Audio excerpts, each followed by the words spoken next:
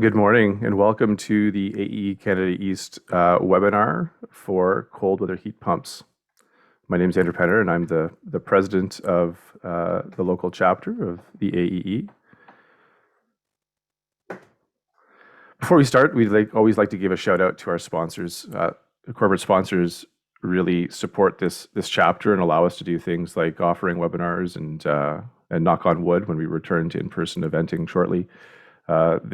They stand behind us. They give us some credibility, and of course, they make all of this possible for us. So please, if you see your company's name there, pat yourself on the back. If you don't, and you'd like to see your company's name there, reach out to us. But this is our host, our our stable of sponsors, and we're really proud to have them with us. Of course, we are a chapter of the Association of Energy Engineers. It's a large international organization, but they pride themselves on ensuring that they have local, kind of a local presence, and that's what the chapter network is. So we are just one of many chapters around the world, and we're working really hard to share the good news on energy efficiency, decarbonization, and innovation in those spaces. Of course, if you're a member of our chapter, you're eligible for professional development hours. Those can be important for recertifications, professional certifications. So if you need those to stay current, and you're not a member of our chapter, please head on over to our website and you can join the chapter. All are welcome. But of course, if you don't need those PDH hours, these webinars are certainly open to everyone. And without further ado, I'm going to pass it over to Mark Passini of our chapter, and he'll introduce today's speaker. All right, thanks, Andrew. We got Sean Moore here from Envari Solutions. Sean's a professional engineer at Envari with over a decade of experience in building engineering and energy management. Working across all sectors, he's committed to helping building owners, managers, and other stakeholders better manage their building and reach their energy-related goals. In recent years, Envari has seen an increased demand from clients to assess and reduce their greenhouse gas emissions. Sean has helped these clients reach their carbon goals with carbon reduction studies, as well as the implementation of electrified heating in the form of electric boilers, ground source heat pumps, and cold climate air source heat pumps. So with that, I will pass it over to Sean. Thanks again for the introduction, for having me to speak with AEE Canada East on cold climate heat pumps. It's something that myself and Envari, the team there, we've been working with heat pumps for several years now, and really have seen this adoption and seen the advancements that have happened and the broader acceptance of using heat pumps. I'll give a quick background on Envari, who we are and what we do. So Envari was founded in year 2000. We're part of the Hydro Ottawa group of companies, which is a local electric utility in the Ottawa region. We're a company of about 30 full-time staff, and we kind of generally provide our services to government, utilities, municipalities, and other commercial sector clients. We've got a few main focuses of our work. So on the lighting business practice, we do a lot of streetlight conversion maintenance, get into building engineering, where we do interior, exterior lighting upgrades, audits, things like that. I'm part of the buildings group, where we tackle more the mechanical systems in the buildings, look at energy audits, feasibility studies, and other items such like that. There's an electrical arm of our company as well. The electrical, they focus a lot more on the vaults, vehicle readiness assessments for electric vehicle charging, vault upgrades, and underground cable testing, as well as get into kind of some renewable and some energy storage options. So Envari was involved in a pilot program where we worked with a few residential homeowners to put heat pumps in and monitor these heat pumps. The intent of the program was to evaluate the representativeness of CSA EXP07 for cold climate heat pumps. So the CSA EXP07 standard is a test procedure that's done for variable capacity heat pumps. And what the intent with that standard is to give us standardized benchmark for evaluating heat pump performance so that an everyday consumer can understand the benefit of selecting one over the other. I've seen it referred to as trying to determine miles per gallon on a car. It's a kind of, we've gotten that to a common knowledge where someone can decide which mile per gallon is going to make sense for them, what is better than the other. So that's what CSA EXP07 does for variable capacity heat pumps. And we were looking to see how that, if there's any change when you start talking about cold climate heat pumps. The other thing we were doing was we were just monitoring performance of these. So from Envari's angle, we wanted to see how well these things are operating down at the coldest temperatures we see throughout the year. We ended up collecting data points at various energy markers, as well as environmental conditions of the heat pumps that were installed. In terms of what makes a heat pump a cold climate heat pump, there's typically a kind of 3 criteria that we often see in Canada for designating units as cold climate heat pump. And currently we've got through NRCan, the Greener Homes Grant, they've got some incentive funding that's out there, and they classify these cold climate heat pumps in the same way that we did as well. So a heating seasonal performance factor greater than 10, a coefficient of performance at a low temp of minus 15 Celsius that needs to be greater than 2. And then the next one is the one that I think is kind of one of the most important, is this capacity maintenance. They require at minus 15 Celsius a capacity maintenance of 70%. What this entails is as temperatures drop outside, we typically see capacity out of a heat pump drop. We also see the efficiency, the COPs drop as well. And what they were trying to do is make sure that there is a minimum level that we can see these dropping to. So for COP, we went down to 2. Capacity maintenance, we said 70% of the rated. And that's really what you can find is heat pumps do a great job in mild weather, not as good as you get down to colder temperatures. And that's how we're going to designate between a standard heat pump or a cold climate heat pump.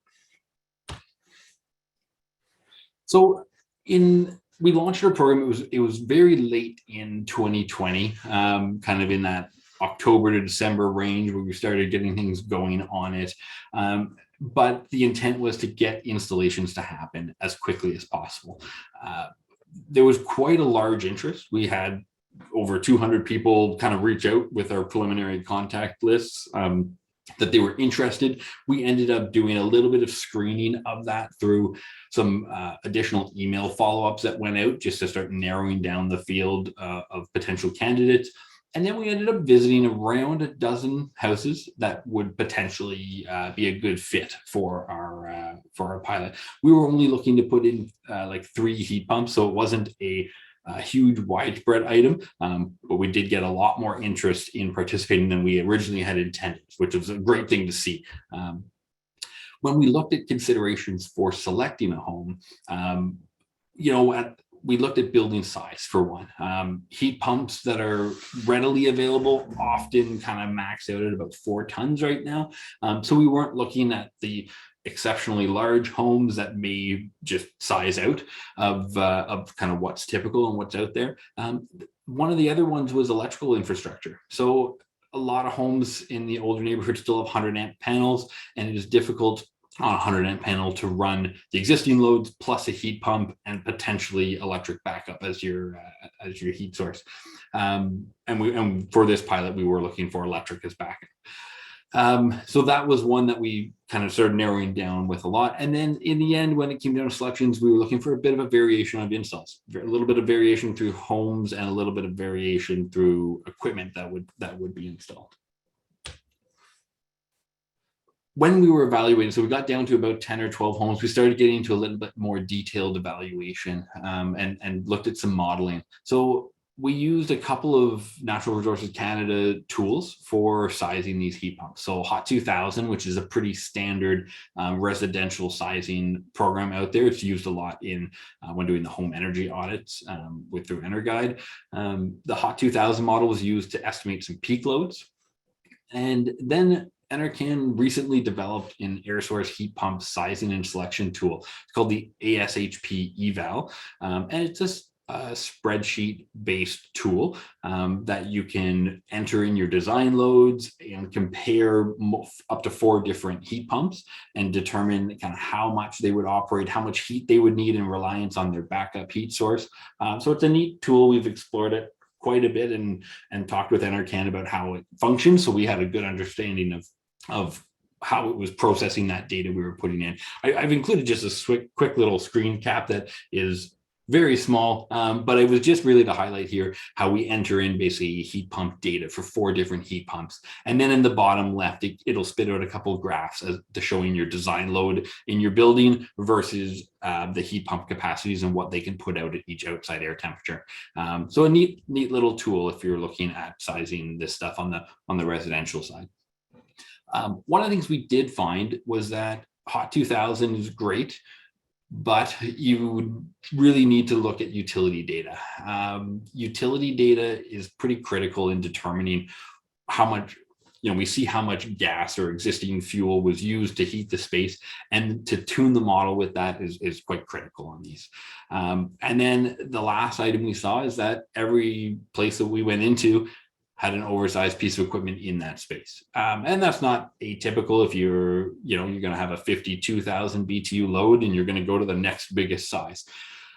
And it's not uncommon as these get replaced through the years that the next contractor comes in and goes, hey, maybe one bigger just to be safe because I don't want to call on a cold day that it's been cold. So that was one that we did note that, what we saw was existing heating appliances are typically oversized. So I'll show a little bit of a summary of the 3 different sites that we did. So one of the first ones we did, we kind of referred to as Mississippi, the Lakeside residence. It was over right on Mississippi Lake, a small detached place built in the 60s, of only about 1,100 square feet, and just one big kind of open room, one separate bathroom and bedroom at the back end, heated with electric baseboard, as kind of they were separate spaces. The existing open space was heated with a 40,000 BTU propane fired wall furnace, which is not a super common appliance. So I wanted to make sure we kind of took the best photo I could find that we had of it, and threw it in there.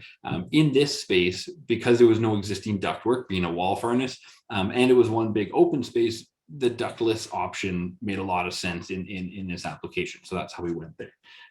There was kind of little to no insulation in this space. Our second site was in Old Ottawa South, 1930s construction, brick home, 1,800 square feet above ground, with a kind of a small office space finished in the basement. Existing was a kind of condensing, but an older generation condensing, so around 93% efficient, 71,000 BTU gas furnace, with central air conditioning that was used kind of sporadically. This homeowner is doing quite a few upgrades to this home. So they've done windows, they've increased insulation, and they had actually recently upgraded to the 200 amp panel to accommodate a heat pump, thinking they were kind of going down this route when the timing was right. Our last site was in Lower Town here in Ottawa. It was an end unit row home that's part of the social housing group in Ottawa. Built in the 70s, about 1,200 square feet, but only has 2 exterior faces on it. Existing was a 15 kilowatt electric furnace, and they used window air conditioners. There was about 3 of them that they would set up every summer. So we had an air conditioning load in that space, just not through the centralized equipment.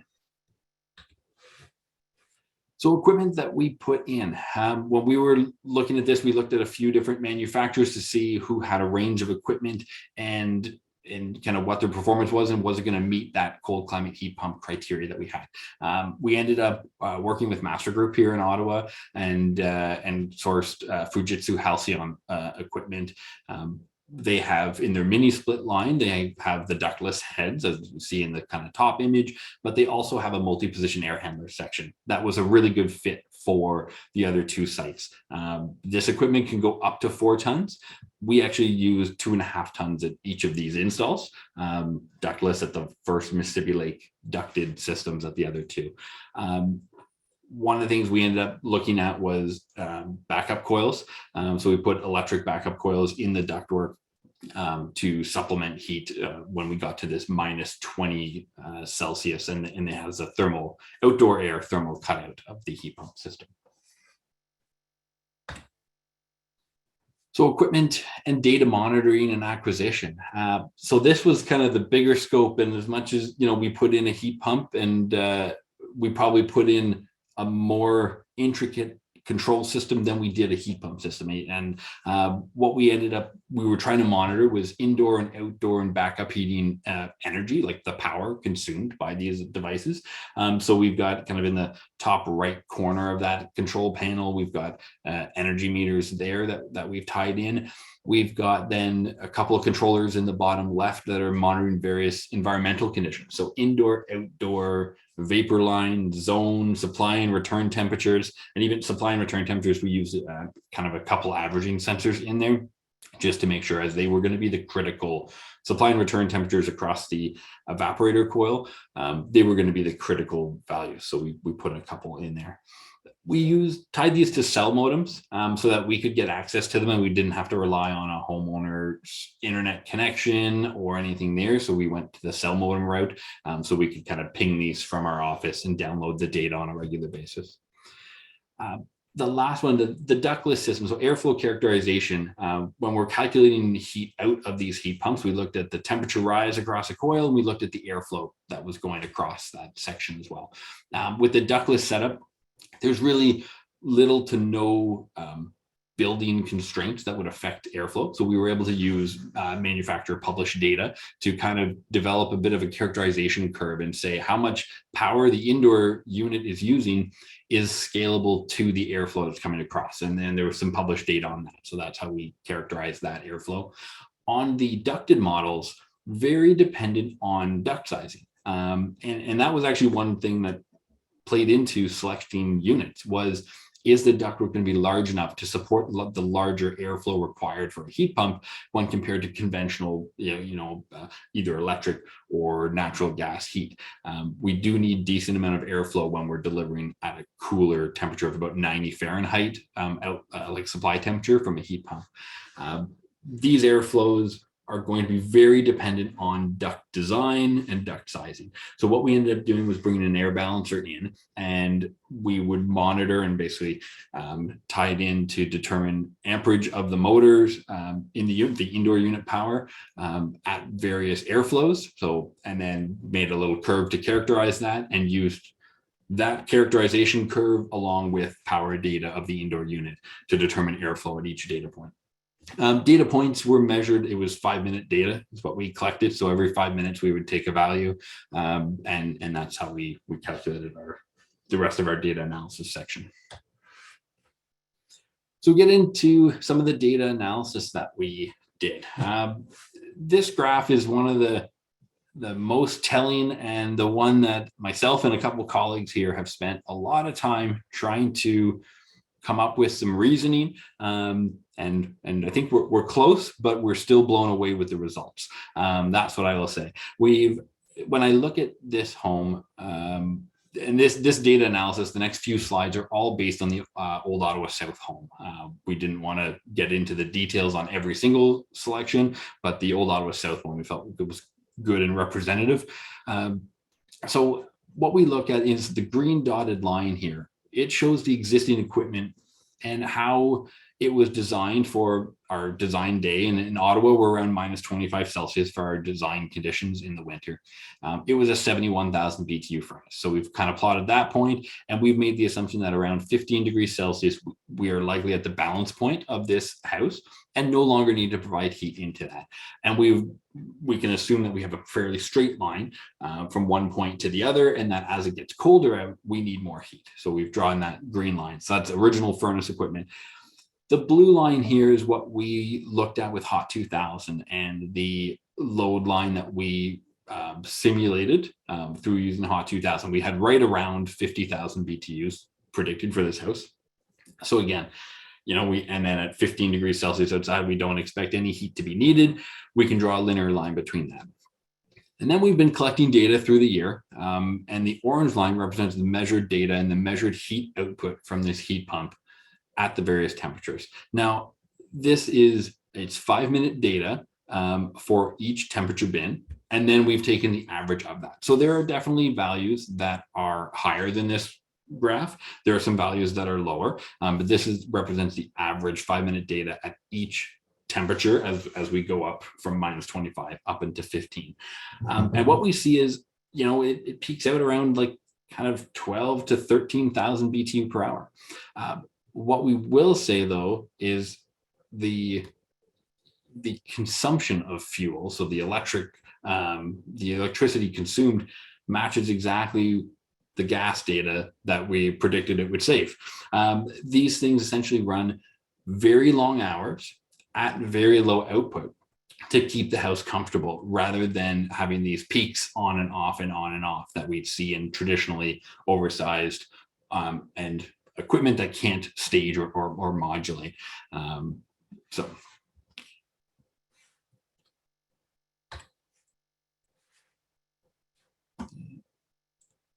So looking at kind of our next slide, we're considering the heat pump output versus outdoor air temperature. This is one that I really like, this graph on the left-hand side here, where we look at, this is daily averages. So again, we would see some peaks that are higher, but the green indicates our average outside air temperature. This is March 2021. And then we took a pause for the summer, picked it back up November, December 2021, and then January to end of February 2022. So we can see middle of January in Ottawa here, we had a few very cold days, and where we saw average temperatures down at around -20. So they were cold, and we can see the corresponding peaks in the heat pump output and the kind of the load factor that was applied in there. So we see a very kind of good trend that as temperatures go down, our heat pumps were working harder, just as we expected. That said, when we look at it, we see that over the course of the day, this ran at about 40% of its total output on average. So that was something that was interesting and indicates that we are likely oversized with the 2.5-ton heat pump that was selected. Again, daily data, we probably need to look more granular because things can fluctuate hugely night versus daytime. So the graph on the right, it starts to show the 5-minute data. And so we get much more granular in this graph. We see temperatures down from -25 all the way up to about 13 Celsius that we saw in some of the more mild November and March days. And we see that in 5-minute data, we get up in the cold weather to just over 20,000 BTU per hour. So right around 60% of the max capacity, the typical rated of this unit. Now, that said, the rated unit is high. That degrades as we come down into cooler weather. So we're working this thing almost as hard as it can get. If we look at the capacity reduction of, that 70% reduction that we talked about, we were seeing about 60% of rated at these cold temps. So we were working this about as hard as we could in the cold weather. And then we see it cycling to kind of a minimum output and off from about -8 until maybe 3 or 4 degrees Celsius. One of the things that we found the most interesting is that we can find the highest output of this heat pump, and this occurred at all 3 sites. The highest output always occurred at temperatures above 10 degrees Celsius. And what we see out of that is this is more control related to the heat pumps themselves, in that, someone decides it's time to finally, it's cold enough, we're going to turn the heat pump on, we're going to get some heat, and these things ramp up to accommodate that. Also, at the higher outside air temperatures, we're able to give more heat from a heat pump as well. So that's why we're seeing these highest values, and we see that happening in this graph about 4 times above zero, where we've hit these values that are higher than we would expect. But it's one thing just that we saw here was the low and slow heat from a heat pump works really, really well. One of the things we need to keep in mind is that they do not heat up a house quickly. So that said, day and night temperature setbacks are not as attractive when looking at a heat pump system.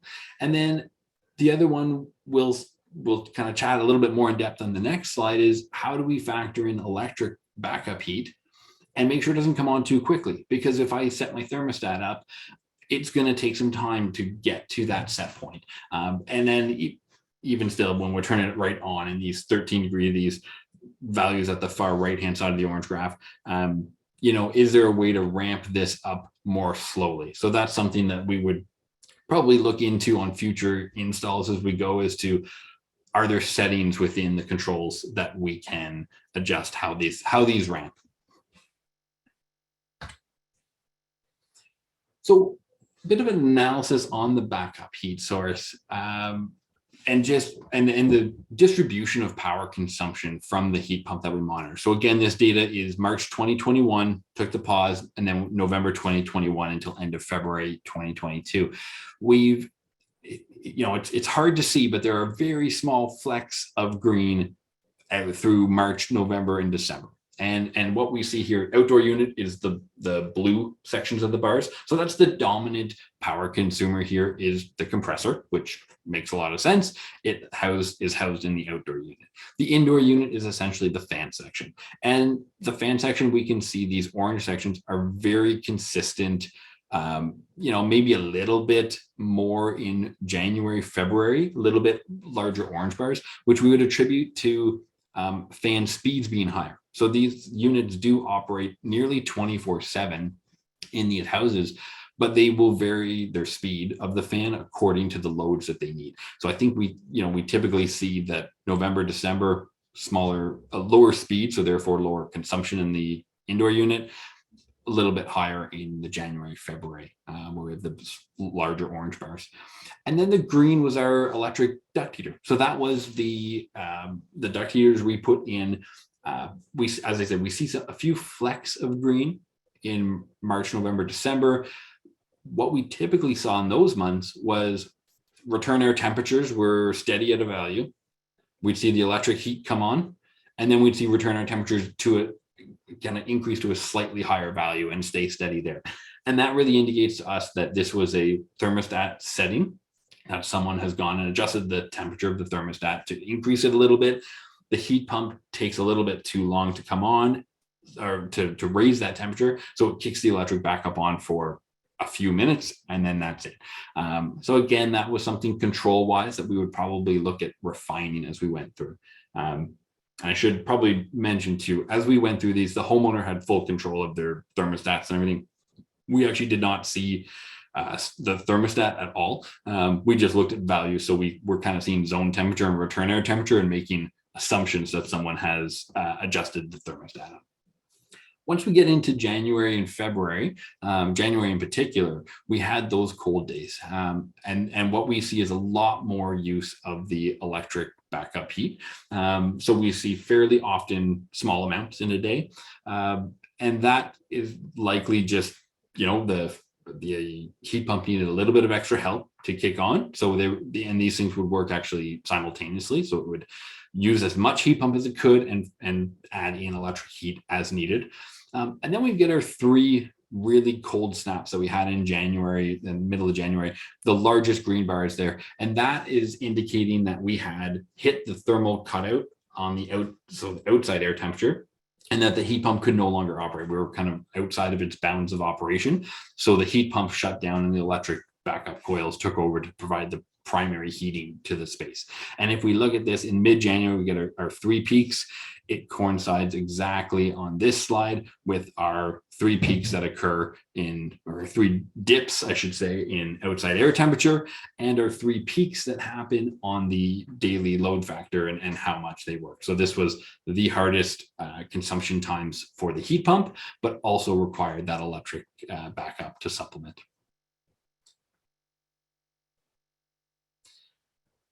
And then I think, coefficient of performance. So this is the efficiency of heat pumps. This is kind of what we were really trying to do, all that data collection to get into this graph here. What we used was temperature bins that are set out by CSA in that EXP07. So the temperature bins are set there. We wanted to list them and show them here. They're not all equivalent bins, but that's how it's done with CSA. So that's what we've used.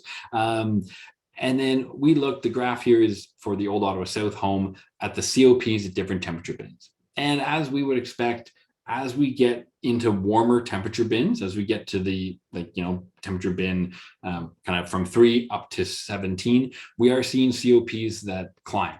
And they climb until we get to about temperature bins 10, 11, somewhere in there, which is what I would consider a mild winter at around -5 Celsius. And that's pretty typical. We see, COPs can be held pretty consistent, but once you get to these really cold temperatures, we start to lose COP. We also start to lose capacity, but that's this slide more focused on the efficiency side. So we see that trend. Now, again, colleagues of mine, we've looked at this data a lot to understand what happened in bin 16. So when it's about 10 Celsius outside, what happened and why did our COP drop like off a cliff? And we cannot find what's going on in that data to determine that. We originally anticipated it was lower heat output, but a fan that kept running to circulate air, and that would in turn cause COP to come down, which we kind of expect. And I think that's what we're seeing in the bins 11 through, call it 14. Bin 16, we can't sort out. We tried pulling out any data point that didn't have heat output, active heat output, and we didn't see much of a change. So there's something weird going on with the data in that bin. When we look at seasonal COPs, that's where we look at the total energy output from the system divided by the total energy input into the system. At site 1, so that was our Mississippi Lake detached ductless setup, we saw a seasonal COP of 4.2. And that's one that we suspected slightly overstated in the data that we collected, likely due to the airflow characterization. That is one, airflow characterization and the installation of sensors. So we hid all our sensors within the ductless head that was in that unit. So we did get sensors in there, but whether they're truly representative, that's something that we would, we would probably have to weigh in when looking at this COP of 4.2. The other one is the airflow characterization. Ductless heads use very little power. It's very, very, very small in terms of watts of what you need to drive that little squirrel cage fan that's in there. And so that said, when we're metering this, it can be difficult to understand if this thing's running at the quiet mode or low mode. And airflow is a huge component in determining what our heat out is going to be. So that, therefore, the COP of 4.2, although we expect it always on a ductless to be higher than a ducted, we think it might be a little bit overstated there. In the Old Ottawa South home, the detached home that we've kind of been looking at the data for throughout, we saw an overall seasonal COP of 3.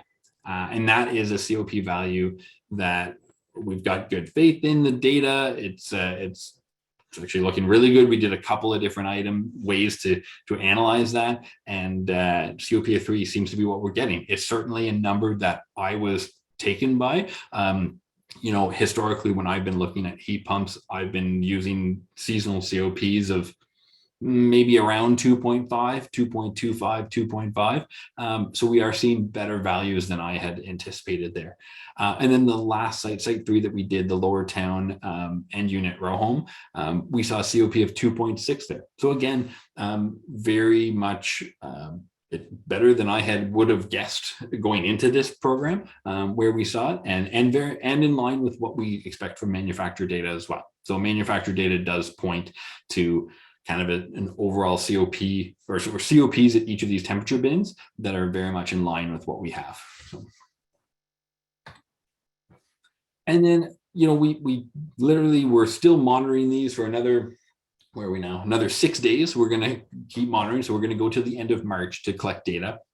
But we did want to knowing we were doing this webinar, we wanted to look at a small preliminary M&V analysis. And luckily, we were able to get good utility data on the electric side.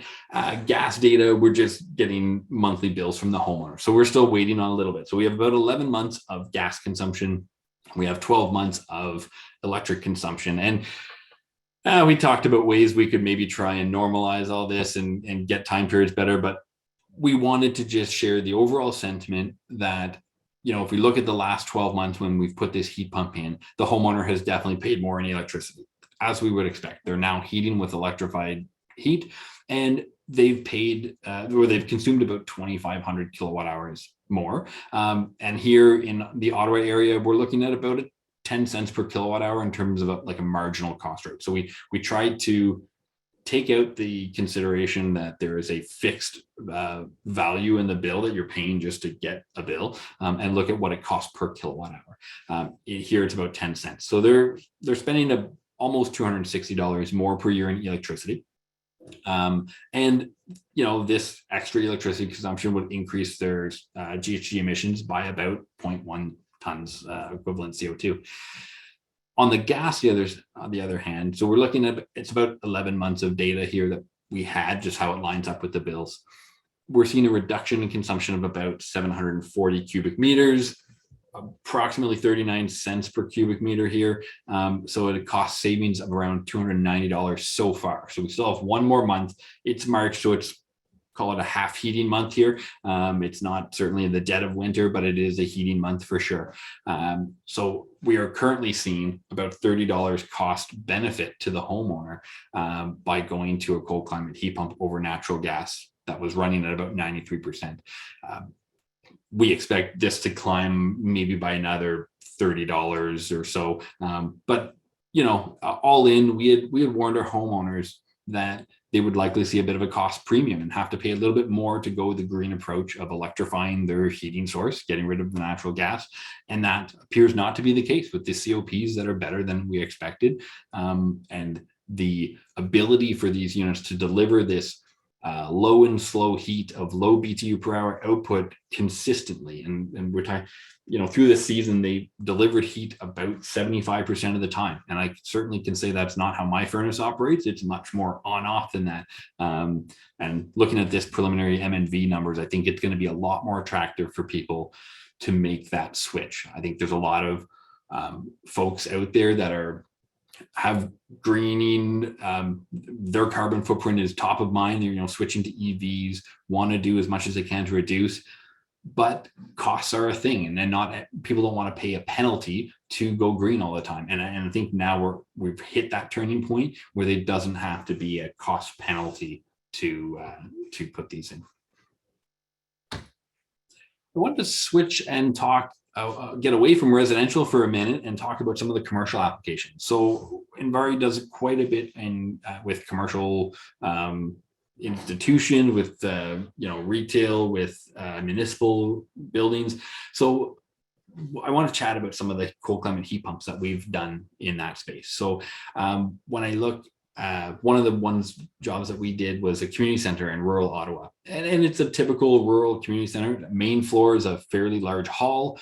And then the basement's got a small one-room library. It's got a seniors room. And then there's the skate tying space for the outdoor rink that they have through the winter. The existing equipment was a couple of oil-fired furnaces. There was air conditioning on one of them. There was a small rooftop that was cooling only. And then there's supplemental electric heat baseboards in a couple basement spaces as well. So a little bit of systems that have been added on to little bits by little bits. What drove this project was one of the oil tanks was in need for replacement. And it was a bit of the catalyst as to what should we do to, one, we have to do something to make sure the oil tank is going to be safe. So it either replace or decide to switch. And the decision here was to get off the oil, which is a fairly expensive heating source here, and go to cold climate heat pumps. And what we ended up putting in was a 6-ton and an 8-ton unit. They replaced basically each of the oil fired furnaces. We had, I think it was 20 kilowatt electric coils as backup systems, and then tied everything to an automation system. So it all kind of operates as one holistic system rather than all individual components that are in that space. That system has been running for, if definitely all last winter, it might have been part of the winter before. I think it was pretty cool when we started into that project. It was a bit of an emergency one that had to get happening fairly quickly. And yeah, heating the place, no problem. We've also done we're talking mostly about air source heat pumps, but we've also done projects, small, again, rural community center, where we looked at ground source. And ground source is still a great option. We've got some great COPs, some ground source heat pumps. If you can get over the cost of drilling wells, a ground source heat pump is a great way to do it. So we've done another similar kind of community center. It was 10 tons of basically heat pump there to heat that space. And then one of the more recent projects we've done was there were 3 schools for an Ottawa Valley school board. They were looking to do some ventilation upgrades. There was minimal mechanical ventilation there, and the spaces were heated with predominantly electric baseboard heat. Our upgrades included mechanical ventilation. So through energy recovery ventilators, we brought in fresh air as efficiently as we could. And then we ended up using a combination of VRF heat pumps, and then some electric backup coils, and then retaining some of the electric baseboard heat. These are all tied together through a building automation system to work kind of, again, as one system that works together. System capacities, the 3 schools, 40 tons at one school, 72 and 74 tons at the others. What we typically did on a VRF system for school like this is kind of leave it's multiple smaller systems at each school. It just helps with some of the refrigeration design constraints. One of the things I wanted to chat about in here was the variety of indoor unit and that applications that we didn't necessarily know we couldn't do in a retrofit world, we can do now.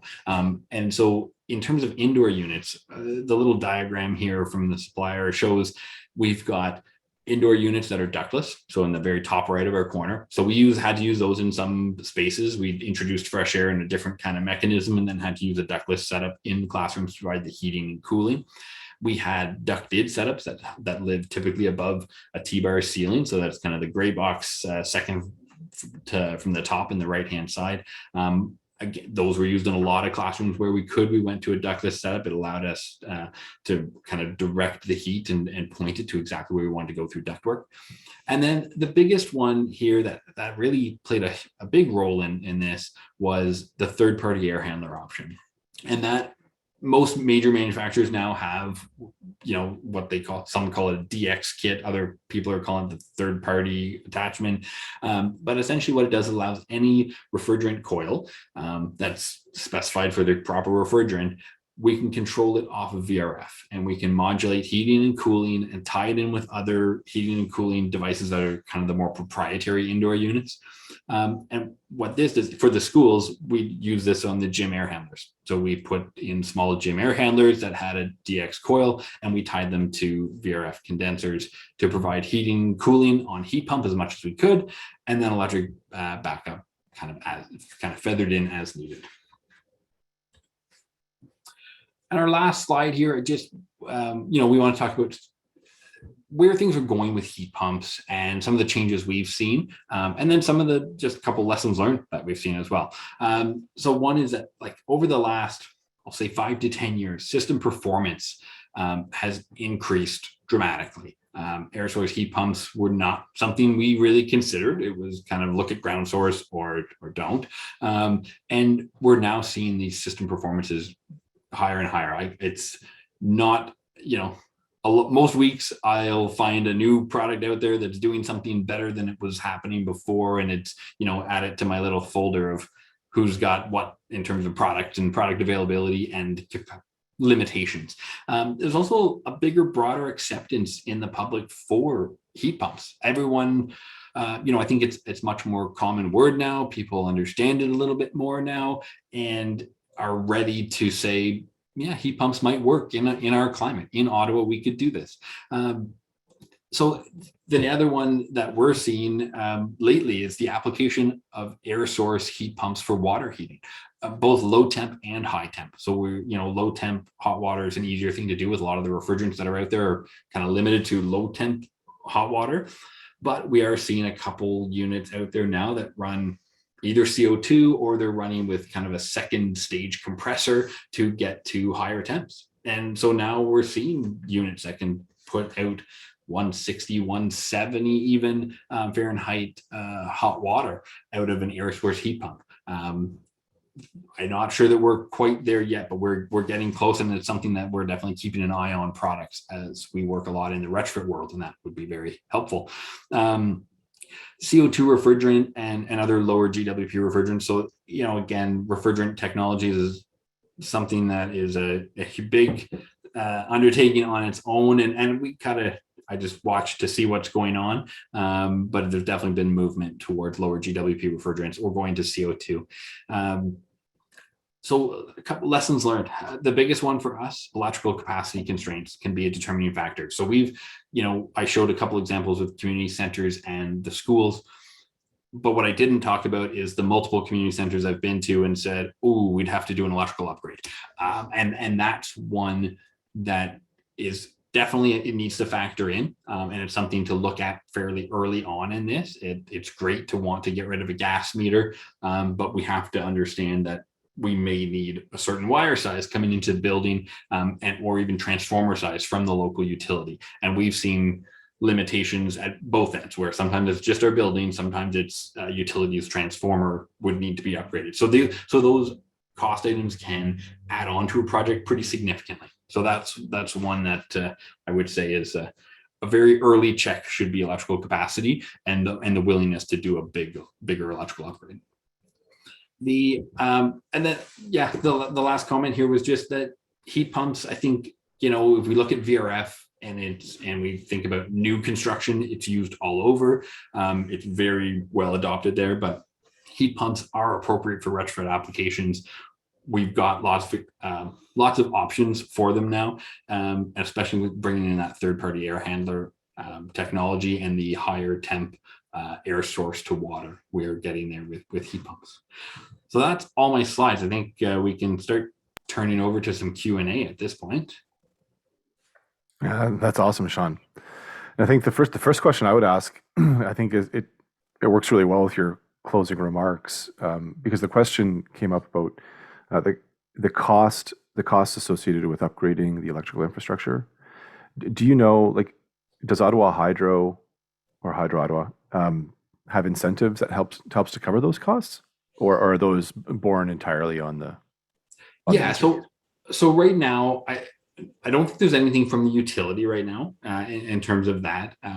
Electrical upgrade to a residential home, we're talking a few $1,000s, kind of $3,000-4,000 would be typical to upgrade to a 200 amp service. One of the things I know in the city of Ottawa, there's actually I'm gonna mess up the name of the program, but there's a new program came out, Better Homes Loan. I'm pretty sure it's the naming of it, and it's geared towards energy efficiency upgrades that you can actually put onto a payment plan through your tax bill, and that electrical infrastructure upgrades are eligible through that. So as much as it's not an incentive, it is a way to get a zero or low interest rate, depends on when you sign up. So a very low interest rate, and defer those payments out and kind of finance it that way. Yeah, right on.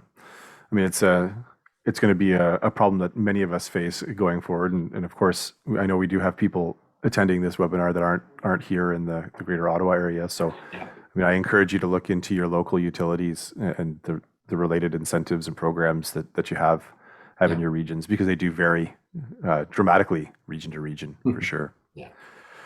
So I in my brain, I was going to curate these questions, but now we have so many of them. I think I'm just going to go in line, Sean. So it's probably going to hopscotch around your presentation. But, no, that's fine. We'll address them as we go, and hopefully I've got answers to most of them. Yeah, right on. So the next question in line, what's the maintenance capacity for the air source heat pumps? How is it defined? Yeah, so maintenance capacity, what they do, I'll see how much scrolling I can do. Maintenance capacity, what they look at, there's an AHRI testing standard at 47 Fahrenheit, which that's 8.3 Celsius for us. And what they do is there's a few other criteria of indoor temperatures and stuff that apply at that value as well. And so this 8.3 Celsius capacity, and on the units we put in, there were 2.5 tons, which we often think 2.5 tons, 12,000 BTU per ton, that's 30,000 BTU. In actual case, the rated capacity of this unit is 32,000 BTUs. So they look at that, call it 8.3 Celsius capacity, and then they run the equipment with a minus 15 Celsius outdoor air temperature and see what capacity they can get out of it at that point. And the max capacity that we can get there, this program, they wanted 70% maintenance. So in our case, 32,000 multiplied by 70%, we needed to hit that as a minimum value to have available in terms of capacity. The units here, the 2.5 ton ducted, they had about a 78% capacity maintenance. So they'd be running kind of upwards of 25,000 BTUs still at this minus 15 Celsius standpoint. Yeah, right on. Okay, that's great. Another question somebody had is kind of a comment and then a question that kind of goes with it. So yeah, the suggestion is that a common reason for oversizing systems or equipment is that often the modeling software that we're using to do our calculations has trouble accounting for a couple of factors, like the poorly insulated buildings or wind effects. How did you account for that in your study? And that's a good point, because we opened up our so we did Hot 2000 models at the very start of this, and one of my colleagues is the one who takes care of that stuff. I don't get into a lot of modeling, but we actually opened them up again the other day, and I'm trying to come up with a reason as to why our load profiles were very different between existing equipment, between the predicted and there we go, and then what we actually saw. And unfortunately, it's one that we need to explore a little more. So I don't know that I have a good solid answer to this question, other than it's something that we've definitely noticed that there's a tendency in the program to overestimate peak significantly, and very much overestimate fuel consumption. And one of the things that we have found, and I'd love to get more data for more houses and figure this out, but what we found is we saw, when we had this 50,000 BTU from Hot 2000, it predicted about 2.5 times as much fuel consumption out. And when we look at that 2.5 multiplier, it lines up very close with what we actually saw. And so we're seeing a couple little things in here that are ringing a bell, but I don't know that we have a solid answer yet. But it is something we're looking to explore a little bit more. Yeah, right on. I mean, I think this is a common problem that we as practitioners have, right? And I spent 15 years in the engineering consulting world, and I think we as a community need to do better in innovating the way we design and size equipment, because the oversizing issue can be a problem.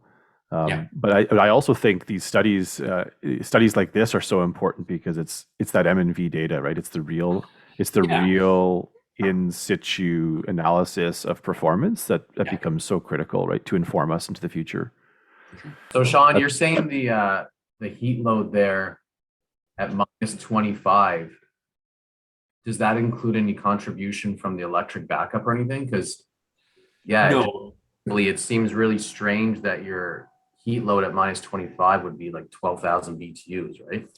Yeah, no, that's exactly what we've got in. I would have to check in. I'm quite certain that this includes the electric backup coil, because this was based on basically return temperature and supply temperature delta and airflow. So whether it was electric coil or the heat pump, we would see that delta anyways. And no, Mark, that's exactly it. We are blown away at how little heat is needed in this home, and it's a trend that we saw at, and as we need to explore this a little bit more, but kind of the next home that we saw, the Lower Town home, that was what I would call poorly insulated. It was 1970s insulation.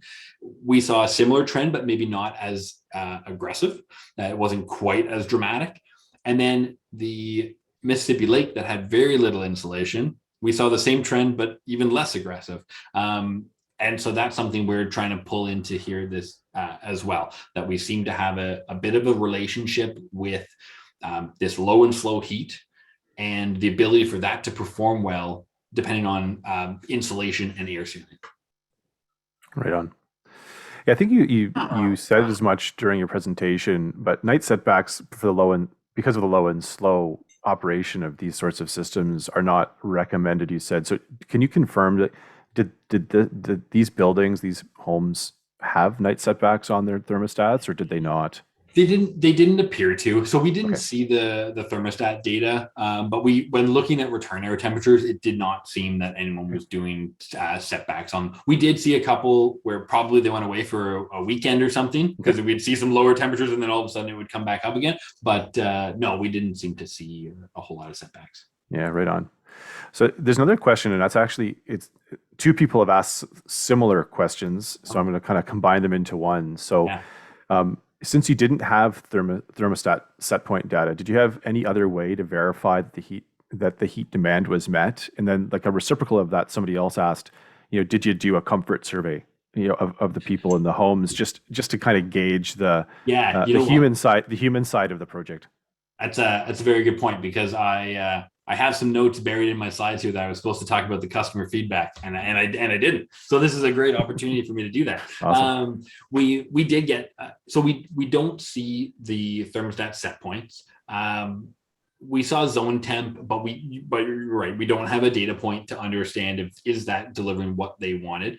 That said, we did that through kind of customer feedback, and we did get some very good feedback, especially in the house in Old Auto South that we talked about, spread out across 3 floors. They talked about being much more comfortable, especially in the basement this year, with the increased air, like the continuous airflow circulating.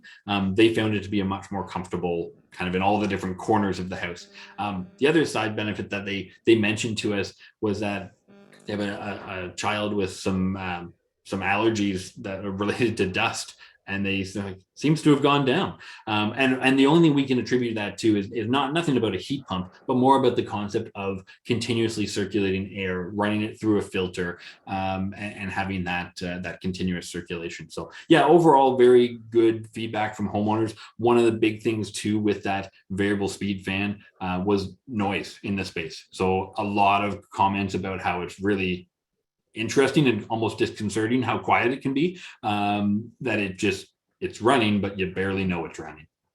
Yeah, right on. That's great. I'm glad you're able to put some of that user feedback in, because sometimes we forget about that as practitioners, right? Yeah. We're so focused on our pen to paper or mouse to screen, I suppose, that we forget about the other side of the equation. A quick question somebody asked, and it relates back to your COP analysis. So if the COP drops below 1, does that effectively mean you're heating the outdoors? Well, head scratcher number 1. Love it. Yeah, I mean, it would mean you shouldn't use a heat pump and go to electric heat. Would you be effectively heating the outdoors? Sean, could it be that it's because you're tracking fan power as well? So, because I was thinking about this too, and like even if you're using electric resistance heat, as soon as you incorporate or take into account the fan power required to deliver that heat, that's when the COP starts to drop. So it'd be the same. Yeah. No, that's a good point. And when we look here, so the green line here, and I'm not sure if I take it, green line is our average outside air temperature at each of these values. So we always saw COPs above 1. So our lowest came in 1.8, somewhere in there. But yeah, no, certainly, like you said, Mark, COP of 1, it indicates electric heat. As soon as you add a fan in there, you've come down. It's not something I haven't seen manufacturer equipment that would get down that low, and not have a thermal cutout at outside air temperatures that are shutting the equipment down for safety reasons and for more reliability reasons. I think probably more than safety. I was just thinking out loud. I don't want to take up too much time, but for the actual heating load at minus 25, did you compare it to just like a simple first principles, like, surface areas of the walls and roof and R value? Yeah, so we did. Okay. We did, and one of the things that we're kind of looking at is that our overall consumption at this 15,000 BTU per hour peak that happens at minus 25, when we look at overall consumption, it matches with what the old gas data did. And that's the part that we're scratching our heads, because we have that matching up really well. We have the energy that was monitored separately from the BTU's output. They were monitored independently on two different systems, and they're lining up perfectly to give us the right COP that we expect in the manufacturer range. So that's where we have a lot of faith in that 13,000 BTUs. Yeah. But hard to explain it, because I don't look at that house and think, sure, 13,000 BTUs will be enough, right? Is that the average? Like, is that an average, or is that? It is. It's an average that happened, and we did see values up around 20,000 BTUs. That makes sense then. Because I ran like a quick calculation on 1,000 square foot home, let's say, and it's in the 2-ton range. Yeah. That's assuming an average R value of 10. Right. So it'd be a bit less than that. And then when you consider during the day, there'd be solar contributions. At night, there wouldn't be. So yeah, actually, yeah, it's kind of crazy. Yeah, these were small homes, right? But this isn't like a 3,000 square foot home. No, that's it. So, that's it. And I think it really just highlights the fact that, I look at my own home and I know my furnace that's there is oversized, right? We bought the house and it's an oversized furnace. When we go to replace it, I guarantee it will be a smaller unit. It'll probably be a heat pump now too, now that I've seen this data. So yeah. That's awesome.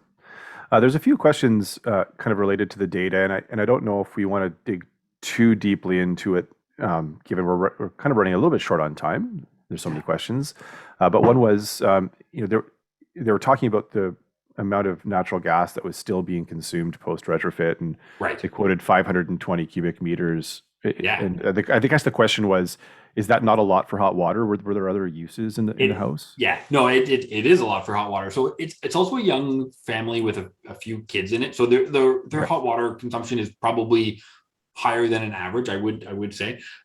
That said, they do run a gas fireplace as well. So they are providing a little bit of heat into that home with a gas fireplace. And we were told they like to settle down after the kids go to bed and just sit in the living room for a little bit.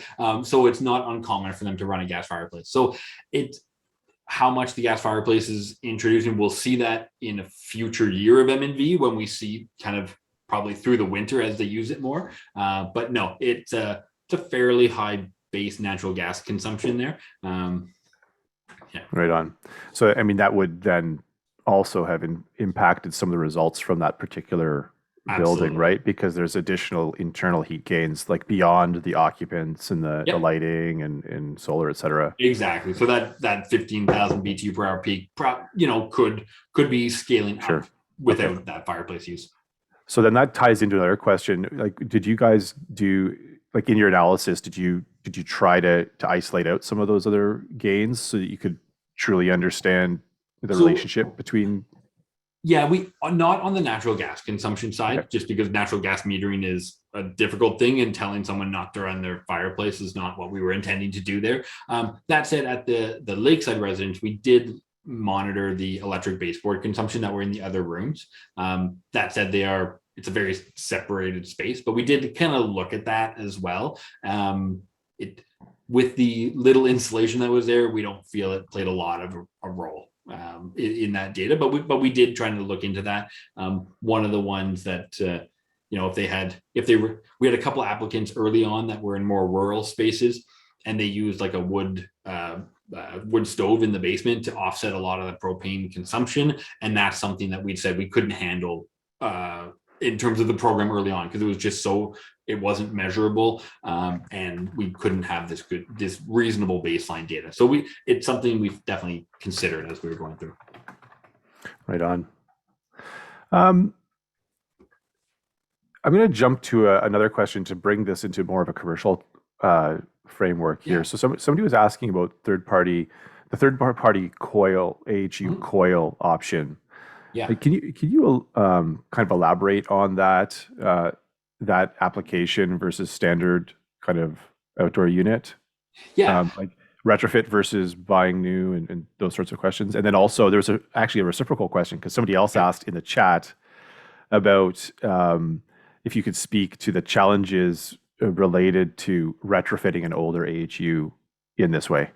Yeah. So in our case, they were actually new air handlers. So we didn't have to retrofit. That said, what these DX kits allow for is basically any DX coil that's rated for the same refrigerant. So we were 410 in these systems. So as long as we had a 410 equivalent coil, and like these ones, it was, we used, it was Hitachi equipment outside. It was a Johnson Controls loose coil that went in.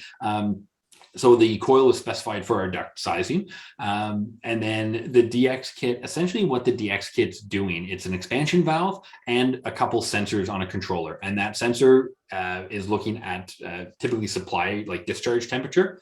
And it's modulating the expansion valve to maintain a discharge air temperature. So it's a really easy application actually to take out an existing coil and go into a ductwork. Now, if you're looking at exterior rooftops, a little more challenging with just insulation and trying to get everything in. But if you're indoors, you can go into the supply coil, supply duct, I should say, right after the unit. Put a coil into place there and offset, or do it on the return side before you get back to the unit and tie it in there. So it looks a lot like a reheat coil then in that. Exactly. In that yeah, it's a DX though, like a refrigerant coil. Sure. But yeah, refrigerant coil. Really, as I said, it's a nothing special DX coil, just rated for the right refrigerant to fit your ductwork and capacities. And like I said, it was just loose coil from Johnson that we put in. So the typical stuff. Yeah, right on.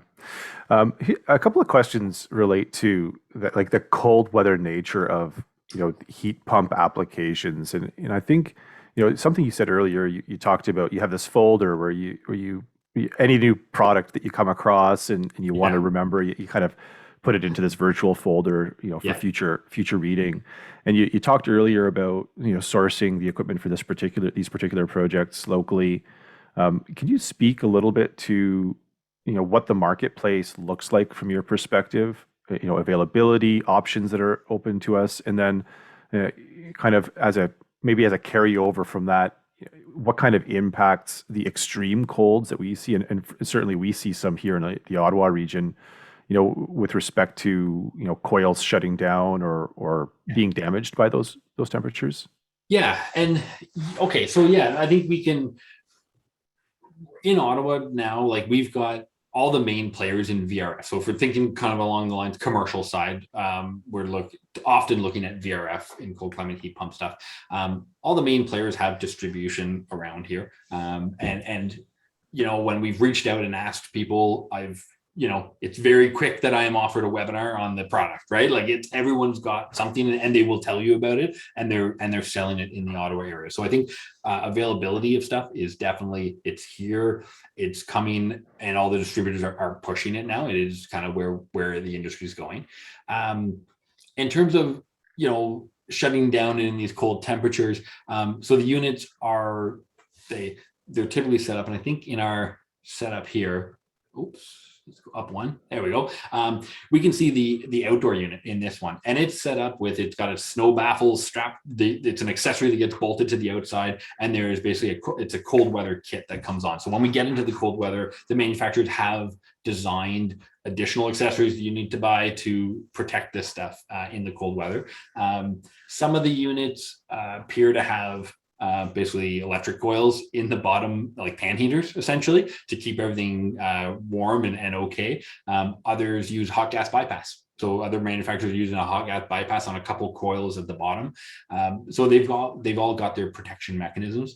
The one thing I will say about application in this cold, where we do get some days at -30 and below, the biggest challenge we've seen is that electrical capacity component, because manufacturers will rate, and several commercial will go down to -30 right now, which is fantastic, but their capacities drop right off.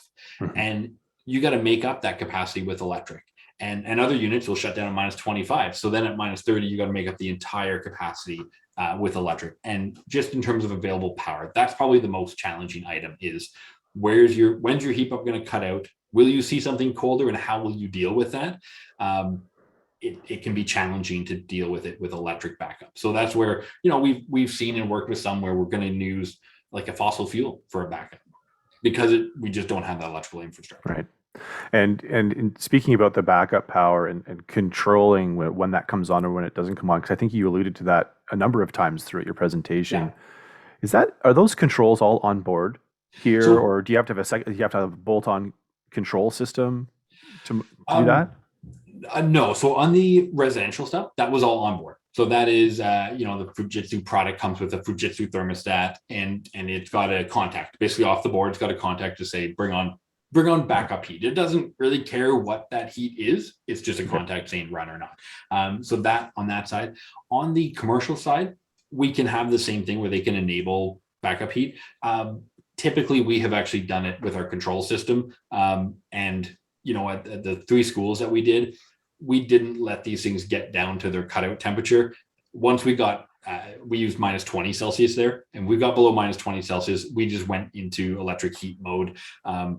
Those, it's older school, a lot of glass, a lot of aluminum frames. So it just, comfort wise, 90 Fahrenheit discharge air was not going to do it at minus 25. Even though the heat pump could provide heat, it wasn't cutting it in terms of comfort. So we actually switched over earlier and using a built-in automation system there.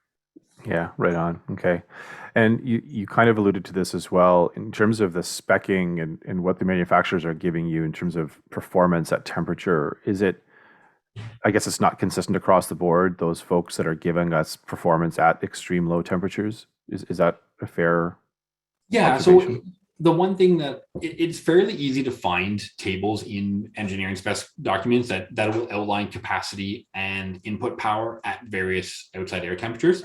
And so then you can kind of plot. And so I've kind of compared 4 kind of major manufacturers on the commercial side to see how does everybody's capacity maintenance compare? How does their COPs compare? And one of the things that we've generally found is if you're going to maintain capacity really well, you probably don't maintain COP very well. That's it's a bit of a trade-off. And so that's where you have to look at each application. Do you have the availability for the backup power to be electric and you don't care about capacity maintenance? You'd rather have a good COP, or do you need to work it the other way? So there's data out there. I think it's pretty easy to cherry pick some data as well when presenting it. So when you're getting presented data, I think it's good to look at those engineering specs where you get the full table of the various capacities and input powers at different temperatures, because it's easy to say mine runs down to minus 32.